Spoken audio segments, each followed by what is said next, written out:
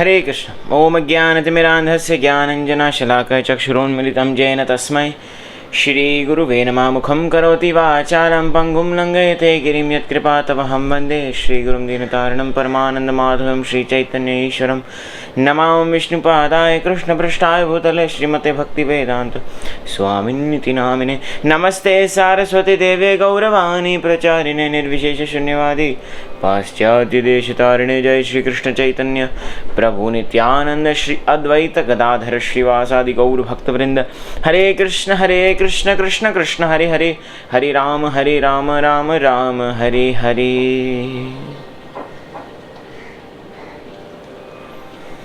हरे कृष्ण।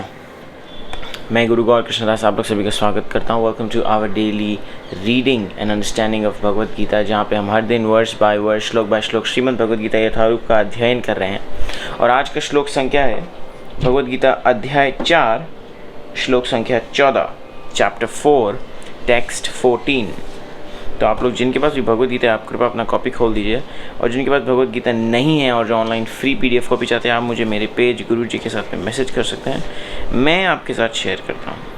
तो चलिए शुरू करते हैं। रीडिंग फ्रॉम भगवद गीता अध्याय 4 श्लोक संख्या 14। न मां कर्माणि लिम्पन्ति न मे कर्म फले स्पृहा इति मां योऽभिजानाति कर्मभिर्न स बध्यते। आई रिपीट, न मां कर्माणि लिम्पन्ति न मे कर्म फले स्पृहा इति मां यो अभिजानाति कर्मभिर्न स बध्यते। ट्रांसलेशन, अनुवाद।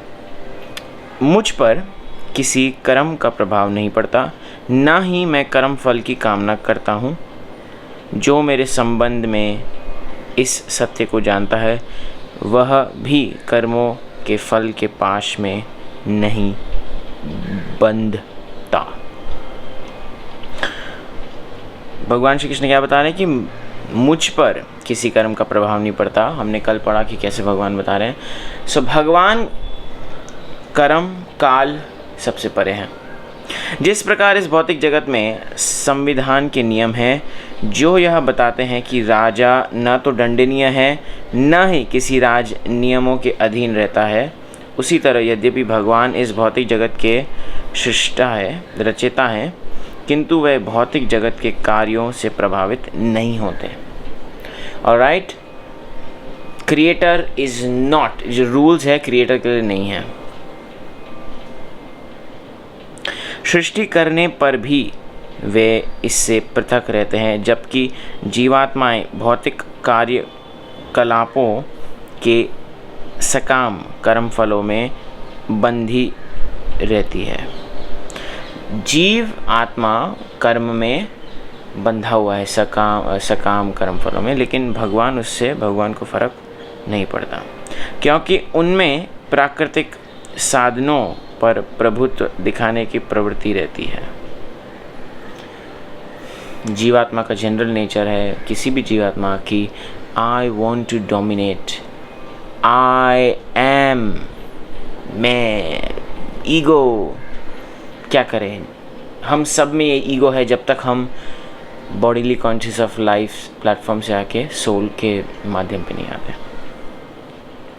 किसी संस्थान का स्वामी कर्मचारियों के अच्छे बुरे कार्यों के लिए उत्तरदायी नहीं, कर्मचारी इसके लिए स्वयं उत्तरदायी होते हैं।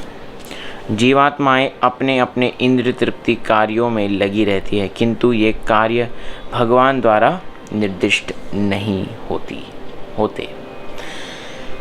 जिस तरीके से एक फैक्ट्री में वर्कर यदि कोई रूल तोड़ेगा तो ही इज़ इम्प्लिकेबल कि उसको वो रूल का सज़ा मिलेगा, और यदि वर्कर अच्छा करेगा तो प्रमोशन उसको मिलेगा। इससे वो फैक्ट्री के ओनर्स या मैनेजर लोग को वर्कर क्या कर रहा है, इन द सेंस उसका बोझ उन पे नहीं है। यस, फ़र्क नहीं पड़ता उन लोग को, वो अपना देख रहे हैं। तो इंद्रिय तृप्ति की उत्तरोत्तर उन्नति के लिए जीवात्माएं इस संसार के कर्म में प्रवृत्त हैं और मृत्यु के बाद स्वर्ग सुख का कोई आकर्षण नहीं रहता। स्वर्ग सुख की कामना करती रहती है। स्वयं में पूर्ण होने के कारण भगवान को तथाकथित स्वर्ग सुख का कोई आकर्षण नहीं होता। आपने देखा होगा स्वर्ग में भगवान नहीं रहते। जी हाँ, there is no God in heaven. भगवान कहाँ है? वैकुंठ में और गोलोक वृंदावन में। भगवान स्वर्ग से ऊपर हैं। स्वर्ग में तो जो देवता लोग रहते हैं, और जब भी देवता मुश्किल में आते हैं तो देवता किसकी याद करते हैं, किसको पुकारते हैं? भगवान को। क्षीर सागर में जाते हैं और भगवान की आराधना करते हैं।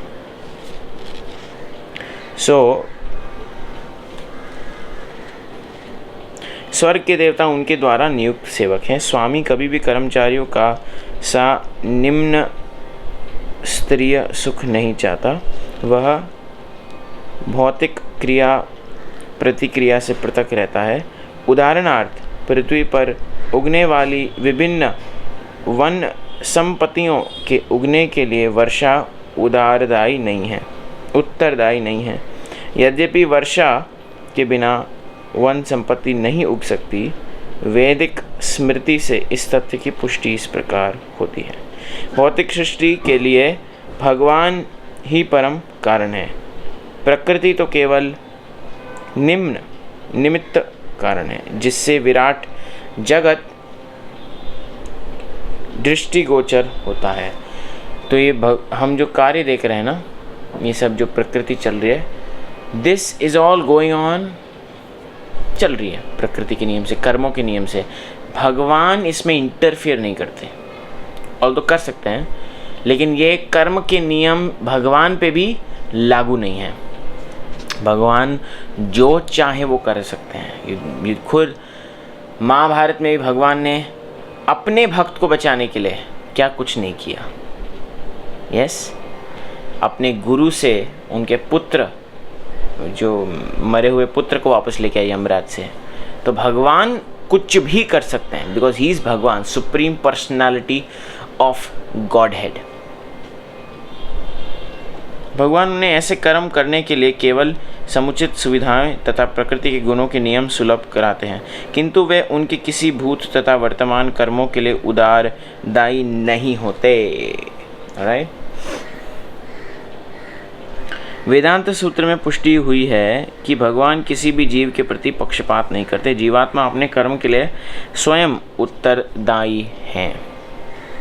भगवान उसे प्रकृति अर्थात बहिरंगा शक्ति के माध्यम से केवल सुविधा प्रदान करने वाले हैं। जो व्यक्ति इस कर्म नियम की सारी बारीकियों से भली भांति अवगत होता है, वह अपने कर्मों के फल से प्रभावित नहीं होता। क्यों बोल रहे हैं कि जो व्यक्ति इस ज्ञान को जानता है उसको ये सब फर्क नहीं पड़ता? बिकॉज जो व्यक्ति एक्चुअल में इस ज्ञान को जानता है, that person is 100% Krishna conscious. दूसरे शब्दों में, जो व्यक्ति भगवान के इस दिव्य स्वभाव से परिचित होता है, वह कृष्ण भावनामृत में अनुभवी होता है। अतः उस पर कर्म के नियम लागू नहीं होते।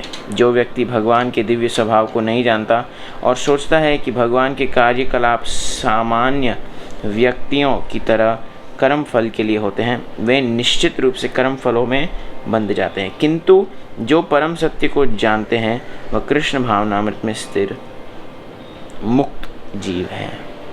परम सत्य, नोइंग द एब्सोल्यूट ट्रुथ। क्या बता रहे हैं भगवान? कि ये सब कर्म के नियम भगवान पे एप्लीकेबल नहीं है और भगवान के भक्तों पे भी एप्लीकेबल नहीं है, क्योंकि भगवान के भक्त भी इस बॉडीली कॉन्शियस ऑफ लाइफ या प्लेटफॉर्म ऑफ लाइफ में नहीं है, अपने शारीरिक चिंतन और चेतना में नहीं है, इसलिए ये भगवान के भक्त पे भी लागू नहीं होता। बट यस, तो हम सब लोग को, सारी जीवात्मा को इसीलिए भगवान की भक्ति करनी चाहिए। सो यस, आज के इस समरी श्लोका में भगवान बता रहे हैं कि मुझे कोई कर्म फर्क नहीं पड़ता। I am beyond the Karma. मैं चाहे तो कुछ भी कर सकता हूँ, बट जीवात्मा, बद्ध जीवात्मा ये कर्म के, ये प्रकृति के अधीन है। सो यस, इसके साथ हम आज के अध्ययन को यहाँ पर विराम दे सकते हैं। आप लोग किसी का कोई प्रश्न, कमेंट या रियलाइजेशन तो आप मुझे मेरे पेज पे मैसेज कर सकते हैं, मेरे साथ शेयर कर सकते हैं। हम लोग सबका जुड़ने के लिए बहुत बहुत धन्यवाद। हम फिर आपको कल इसी समय इधर ही मिलेंगे। तब तक के लिए हरे कृष्णा। श्रीमद् भगवद गीता की जय। श्रील प्रभुपाद की जय।